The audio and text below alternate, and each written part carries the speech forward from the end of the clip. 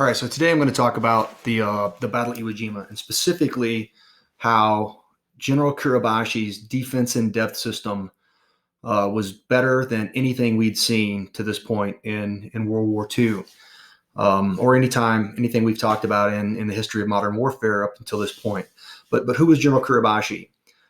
So the commander of all Japanese forces on Iwo Jima had actually had his education started in the United States. He was a trained cavalry officer at Fort Bliss, Texas.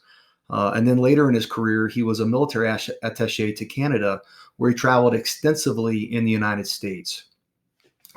He had such a great respect for American industry and ingenuity that later on he sent this quote to his wife in a letter in 1931. The United States is the last country in the world that the Japanese should fight. The first quote is what is really attributed for that every man's position will be his tomb, knowing when he took command of Iwo Jima that would be the where he'd spend the rest of his life, and that him and all of his soldiers would die there in defense of their country. This is Iwo Jima, and Mount Suribachi in the foreground is a volcano, a volcanic island. But what makes this significant? What's so important about this small island in the Pacific? If you see the location here, at the time General Kuribayashi started the defenses of Iwo Jima, the United States was fighting here just off the coast of Saipan. Several months later, they would attack Iwo Jima. Iwo Jima is located right there, about 625 miles north of the Mariana Islands and 650 miles away from Tokyo, Japan. But at this point in time, the United States was developing a new weapons system that was bigger and better and really more expensive than anything that we had had at the time. That weapon was the B-29 Superfortress. This aircraft had a range of over 3,200 miles. It carried 20,000 pounds of ordnance. It could fly all the way from the Mariana Islands into Tokyo, Japan, to bomb Japan, and then make it all the way back with that range. But Iwo Jima sits right on the flight path. And on Iwo Jima were 3 airfields with attack squadrons there who could easily have done 2 things: provided early warning to the Japanese mainland, and then 2, they could have scrambled those aircraft to shoot down our B-29. So it was important, it was strategic that we took Iwo Jima before we went ahead and planned for the invasion of Japan. You can see it has 3 airfields on it. That makes it fairly strategic itself. But it's also very small. The 3rd airfield up here in the north was just being built at the time that we attacked Iwo Jima. So there were 2 functioning airfields, but it's very small. From east to west across it is only 2 miles, and from north to south is 4 miles. So 8 square miles of an island invaded by 110,000 United States Marines. That's an average of almost 14,000 Marines per square mile. The terrain on Iwo Jima was pretty brutal as well. It was this black, ashy sand that had very little structure to it, so the Marines couldn't dig into it. They couldn't get any cover out of this sand. Even if you put it in sandbags, there was no density to it to stop gunfire. General Kuribayashi was assumed command of forces well before the United States forces were ready to attack. And in fact, 9 months before this, over dinner with a friend of his who was a commander of a neighboring island, he learned that the Japanese fleet had been destroyed off the coast of Saipan. That's when he made the quote, "Every man will resist until the end," making his position his tomb. And then he commenced to build the most robust defense in depth system that we had seen until this date. One of the things he did is he said, "Do not defend the beaches." It was pretty customary to have pillboxes on the beaches at this point in time. But he said, we're not going to defend the beaches. The American combined air forces, naval forces, and amphibious assault had been too devastating in other areas. So he decided to pull all of those people back off the beaches, with one exception, which I'll talk about in a little bit, but pull most of those people off the beaches and go deep underground. Another thing that was very different than other Japanese commanders at the time is he said there's going to be no banzai charges.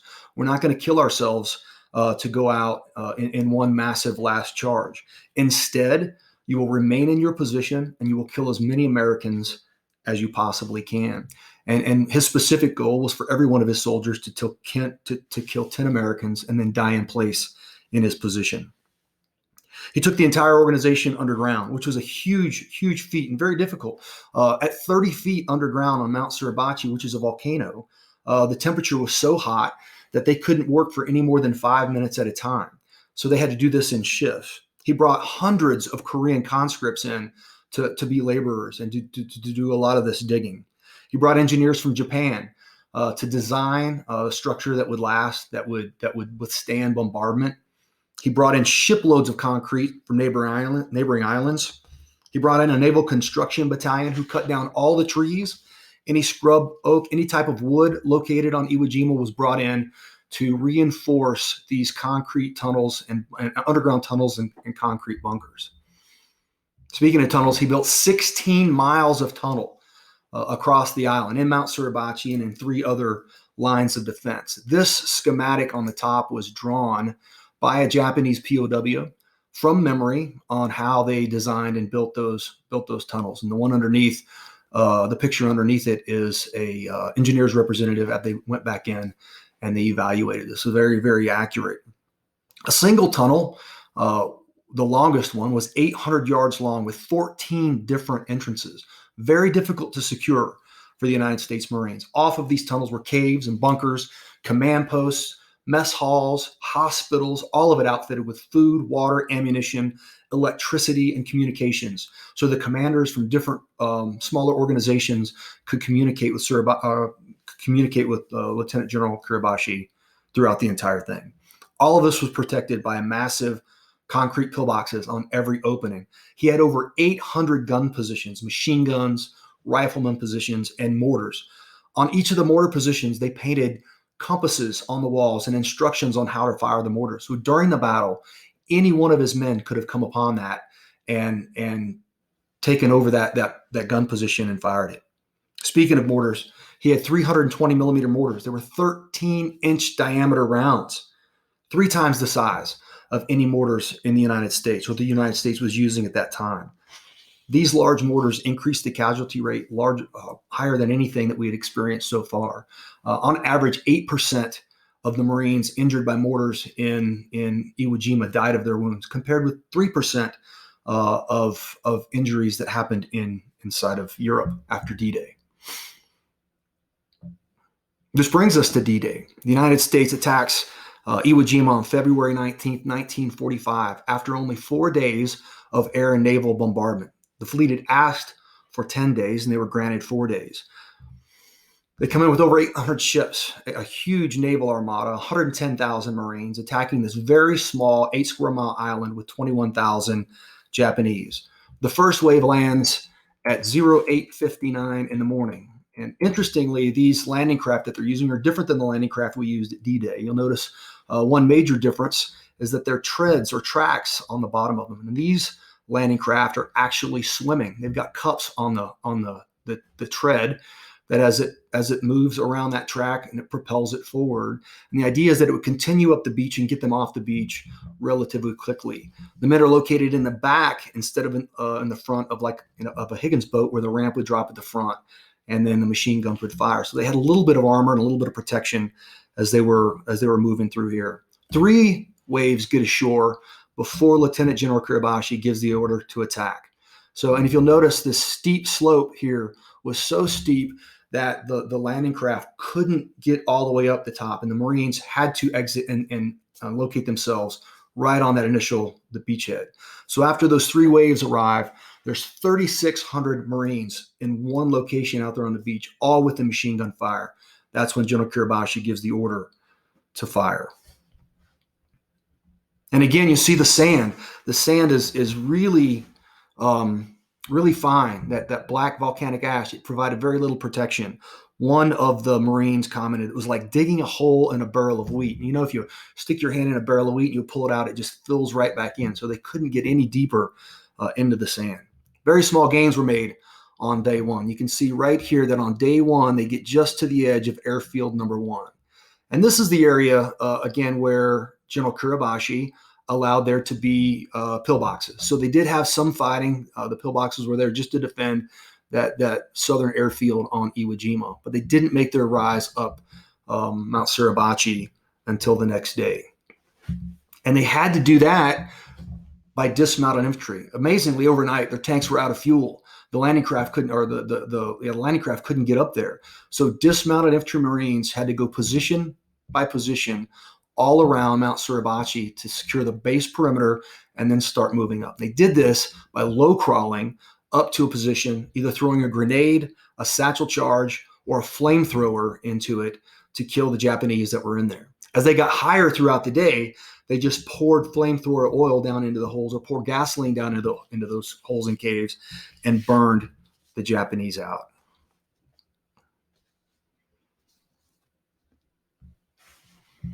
It takes 4 days to clear Mount Suribachi. On February 23rd, what we didn't know is the night before, the majority of the remaining surviving Japanese had escaped out of Suribachi here in the south and made their move all the way up to the north to link up with General Kuribayashi. And a Marine by the name of Sergeant Sherman Watson climbed to the top of Suribachi that morning and reported back to his command that, hey, Suribachi is it's vacant. There's nobody here. So he goes back down, and his platoon leader, Lieutenant Harold Schreier, ordered him to put up an American flag. So he goes up on top of Mount Suribachi with a small detachment, and he raises this American flag. Now, this isn't the famous photograph that we have seen in the past. We'll talk about that in just a minute. But he goes up and he raises this flag, and everybody sees it. The Marines down on the beach start cheering. The ships out at sea, they start blaring their horns.